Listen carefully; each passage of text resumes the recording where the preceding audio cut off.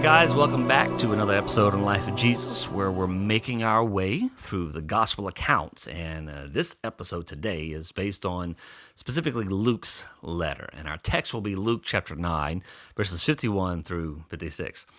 And as I said in the last episode, when it comes to a timeline of where we are in Jesus' life, we are just a few months from the Passover and the crucifixion. But in today's narrative, Jesus is on a secret journey to Jerusalem. But before we get to Jerusalem, something happens along the way. So here are some of the main things we're going to do with today's text. We're going to take note of this specific turning point in Jesus' ministry. Secondly, we're going to uncover the cause of the tension between the Jews and the Samaritans. And then we're going to take note of Jesus' response to this tension. So let's jump right in. Luke chapter 9, verse 51. When the days drew near for him to be taken up, he set his face to go to Jerusalem. A few things here. Here is, first of all, where it can get a bit confusing. Because we're not talking about the final entry into Jerusalem on a donkey. As I said before, we are a few months away from that. However, according to John 7:10, Jesus is headed to Jerusalem for the Feast of Booths, or Feast of Tabernacles. But he's supposedly going privately. And typically, I think when we think privately, we think he's going alone. But what follows in Luke chapter 9, verse 52 seems to be something that happened on the way to the feast. But I thought he was going privately. Well, Luke 7:10 says, as if in secret. In other words, it doesn't mean that he didn't have at least his inner circle with him. But what you will see is that when it came to the first few days of the feast, Jesus doesn't seem to be among the crowds, or if he is, he's well disguised. And it wasn't actually until the third or fourth day that Jesus gets out in the public and goes up to the temple and starts to teach, making his presence known. Hence, he goes privately, or as if in private. And then secondly, when the text says, when the days drew near, it doesn't necessarily mean like next week or the next day. It reflects the fact that Jesus was aware that the time was drawing closer. Much like when we become aware or take note of the fact that maybe someone's birthday is coming, it's around the corner, or maybe a few weeks away, or an anniversary, or like some of you who in the month of September become aware of the fact that Christmas is coming, right? And that becomes like the focus. And a lot of the things we do in our minds are connected to Christmas. We're anticipating this thing happening. And usually when we become aware of something in this way, regardless of what it is, it sometimes it marks the time we begin to make preparations for that event, right? Whether it's just making a mental note and beginning to think about what we're going to do, like we make plans, or maybe we actually begin to pose, or maybe we actually begin to put those plans in motion. And that's what I believe Jesus is beginning to do here. And notice what it is that he is becoming aware of. And the text tells us for him to be taken up. In other words, when he would ascend to the Father, which is something that he is going to begin to, and he has on occasion hinted towards this, and now you're going to really see Jesus beginning to pay more attention and focus and even preparing his disciples for this, for what's to come. And so as a result, he set his face, or he determined, right? This term, set his face, is an idiom for a determination to fulfill one's intentions. So in other words, from this moment on, his focus and work were in light of what's coming and all that's around that came before, really, that led up to the ascension. And there's going to be this particular focus on Jerusalem. And in fact, from this point on, he's not only going to be preparing his disciples for what's to come, but we're also going to see the tensions between Jesus and the authorities. And it's going to increase. The tension is going to really start to get wound up. And so this moment seems to represent sort of a turning point in the life of Jesus and his ministry. Like, things are going to begin to ramp up and intensify over the next couple of months. And this trip to Jerusalem is like the beginning of it all. And I think this is the reason that he went privately, because he was aware of the time period he was in and what was to happen. And all that he begins to do is in view of it all. And what you're going to see in the text in the coming weeks, a couple times where Jesus says something did not happen because his time had not yet come. Okay? So I believe this was done in light of what's going on. And so Luke 9:52 goes on to say, "And he sent messengers ahead of him who went and entered a village of the Samaritans to make preparations for him." So essentially we're talking about food and a place to rest for the night. As strangers going through a region, this is something that you would expect to be able to find. And in verse 53, "But the people did not receive him because his face was set toward Jerusalem." So I think what's going on here is just simply highlights the tensions between the Jews and the Samaritans. Now, while we might think of how Jesus was accepted in one Samaritan city, like in John 4 with the woman at the well, but that doesn't mean he would be accepted in all the cities of Samaria. And by the time Jesus' ministry, there was about 700 years worth of tension and hostility between the Samaritans and the Jews. But to understand this tension and hostility, we have to go back to the time when the ancient Hebrews were divided between the northern kingdom, which was referred to as Israel, and the southern kingdom, which was referred to as Judah. So you go back to about 721 BC. The Assyrians conquer the northern kingdom, Israel, and they deported most of the people and resettled other people that they had conquered in Samaria. 2 Kings 17:24 through 41 is your reference point. And so this was a common practice among these powerful empires. You would conquer a place, some people would die, you would take the best of what they had, and you would take other people. I mean, your goal was to increase your power, increase your kingdom, the size. And so you weren't just wanting to wipe everyone out. But what you would do is that you would take these people and you would scatter them up and around different regions, areas that were unknown to them.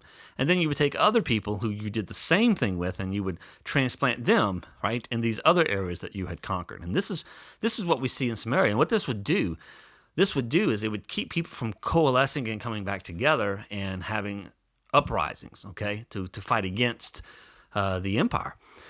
And so that's what you have that you see happening in the northern kingdom. And so you have some remnant that remains behind. And these people that were transplanted in this area intermarried with those Hebrews who were left behind.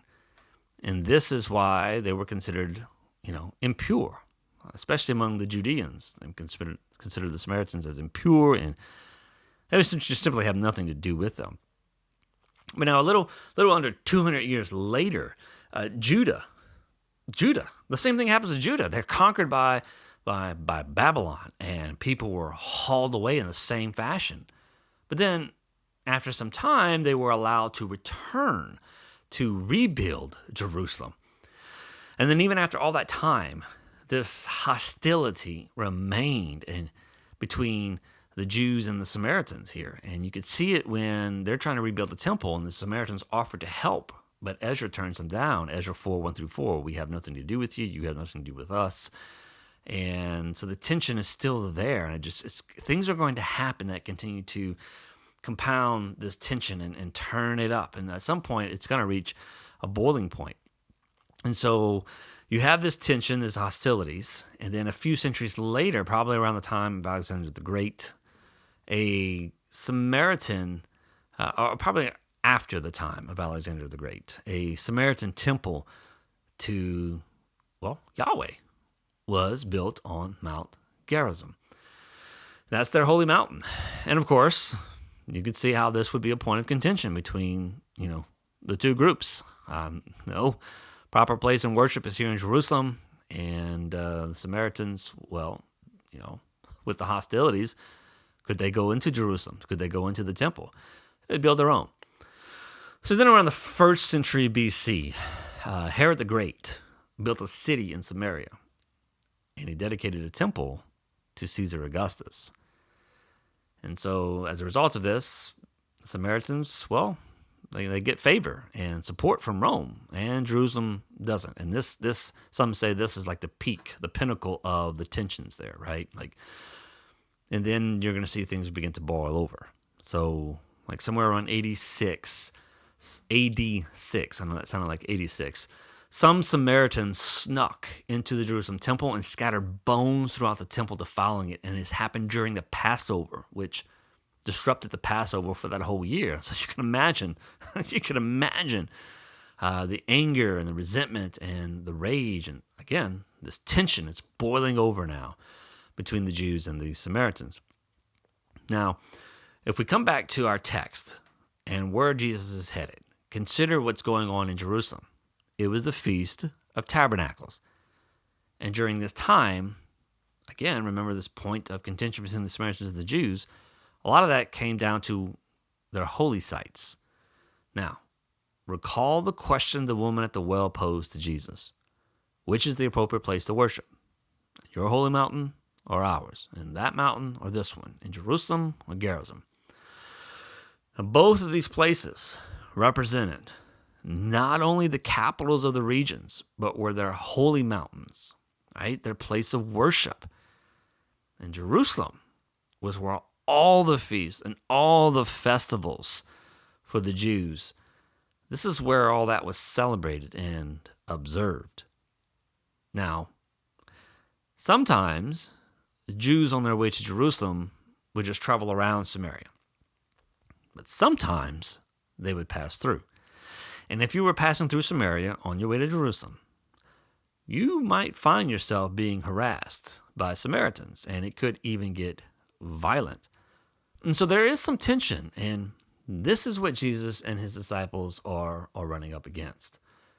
And in verse 54, and when his disciples James and John saw it, they said, Lord, do you want us to tell fire to come down from heaven and consume them? So when you look at James and John and their response, they see the Samaritans' response as insulting, and they're wanting to seek a way of getting revenge, just like their honor has been bruised. And as I've already stated, this tension between Jews and Samaritans. But and James and John very freely and readily seem to want to pick the sword back up, right? But Jesus does not engage in that tension. And so when I think of James and John, I wonder if they're responding in light of the fact that Jesus was actually nice to the Samaritans. Like, because Jesus sends his disciples, he sends a few to go into Samaria to seek that, right? And so I can only suppose, considering Jesus' relationship or maybe what they've experienced with Jesus and how people have been so receptive to him, especially people who were looked down upon and rejected by, the Judean elite, or even just other people who were trying to be what they would consider religious or holy.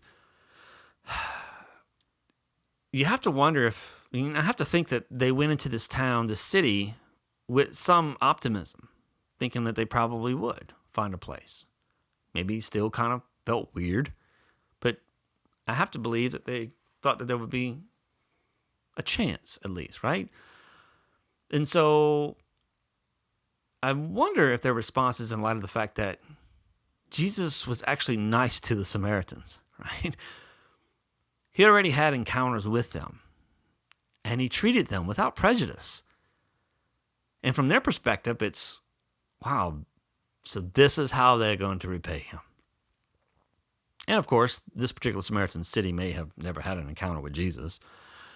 But the disciples, they are emotionally responding to what they're seeing. And they seem convinced that this is a situation that justified such a response. But as I said, Jesus is not engaged in that tension. In verse 55, but Jesus turned and rebuked them. Now your translation may stop right there. Other translations add in the text that I'm about to read to you. And that text is going to be in later manuscripts. And so there's a reason why this section here that I'm about to read might be in your reference, it might be in your margin, or it just may not be there at all. But later manuscripts have this. And Jesus turned and rebuked them and said, "You do not know what kind of spirit you are. For the Son of Man did not come to destroy men's lives, but to save them." And in other words, they did not recognize the kind of attitude and character they were to have as disciples of Jesus. See, they were to be people who were a light, right? They brought life to others, not people who would seek to take life from others. But I would also suggest that the responses of either party, the Samaritan or James and John, would have been normal and even expected.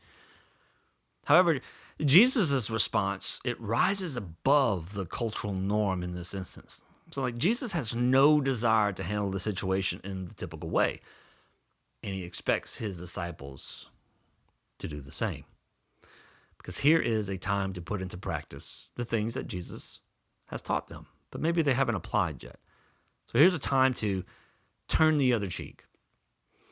And so, verse 56, they went on to another village. And so we have these instances where Jesus, he does respond based on cultural norms. And then there are these times where the cultural or social norms kind of run up against what Jesus is doing, like what he stands for and what he values. And when this happens, Jesus responds in ways that probably confused people, causing them to wonder, like, what's going on? And I imagine this might have confused James and John, and maybe some others who were around them. But it would also have given them something to think about that probably wouldn't make sense until after the resurrection, where the scriptures tell us so many things became clear to many of them. All right, there it is. The secret journey. Next time, Jesus will be in Jerusalem, and things are going to begin to ramp up pretty quickly. But that's all for now. Grace and peace, and I'll talk to you soon.